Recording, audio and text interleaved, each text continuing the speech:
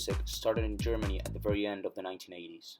After the fall of the wall, people that were divided for decades got back together, and a culture of unity presented into subgenres of electronic music never seen before. Fans of electronic music at parties and raves promoted freedom and hedonism. After a short time, it became an unstoppable movement. Abandoned buildings were turned into temporary clubs and DJs became the star of the hour. Nowadays, 30 years from the fall of the Berlin Wall, techno music has become a worldwide genre that has been adopted by most of the youth culture of the Western world. Techno music can be considered as an agent of globalization. It is a worldwide movement that provides a common ground of understanding for the youth culture from all over the world. Techno music has no lyrics. This means that the integration between different cultures and languages becomes easier. Everyone is going to be hearing the same music and getting the same meaning out of it. If techno music represents an agent, I can be considered as a product of globalization. I was born and raised in Argentina, but at the bottom of South America. But instead of going out and listening to tango, chamamé, samba, or cuarteto, I chose to go out to techno parties and listen to electronic music. It is due to globalization that techno music has become such of a worldwide genre, and due to the globalization process is that I choose to consume a foreign type of music instead of the traditional one from my country. There are writers like the author Anne Phillips that define culture as opposite to each other. In her opinion, cultures are defined by contrast. What is my culture means that is not yours. The techno and raven environment can help us see how the definition drives obsolete. That techno culture that can be present in Germany, Australia, or the United States can also be found in countries with a complete different background like Israel, Colombia, or South Africa. This means that culture is shared, not opposite. Techno music also provides a global sense of place, since one person can be thousands of kilometers away from his home country, in a region with different language, different habits, and culture, but still go to a techno party and he will feel back at home again. Techno music can also be understood as a form of colonialism. Several authors have stated that the process of colonization didn't finish with the conquest of Europe over the rest of the world. It is the ongoing process of cultural adoption from part of the third world countries from cultural habits from the most powerful economies.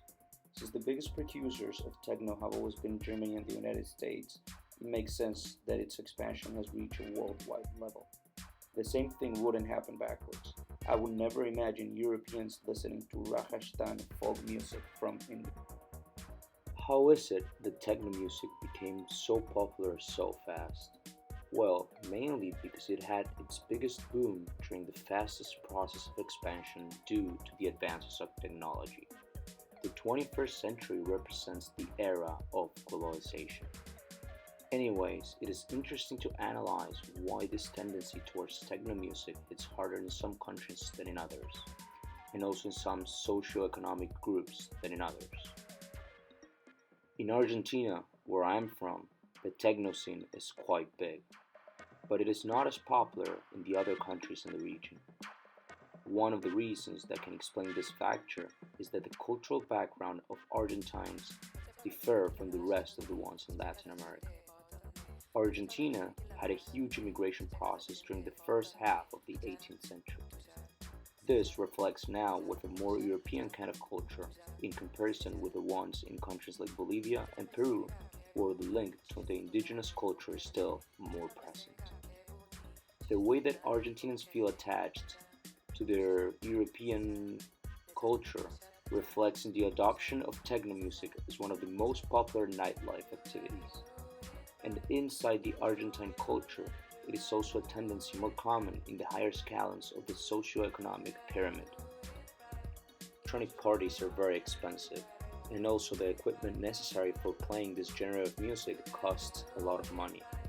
To play chamamé or cumbia, the only thing needed is a guitar and a lot of energy.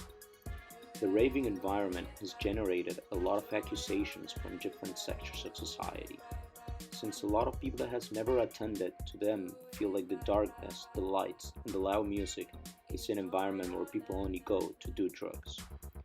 Although it is true that drugs like ecstasies, MND, and LSD are popular in this sort of parties, not everyone is high. Also, people that attend these events go there for the whole experience. The lights and the loud music provide what people are going for. And well, now to finalize and conclude with the video, I'd like to state that well, techno music it represents a good example not only of a globalized cultural agent, but it's a good example of cultural hybridity. Hybridity represents mixture, but mainly regarding cultural interaction and union.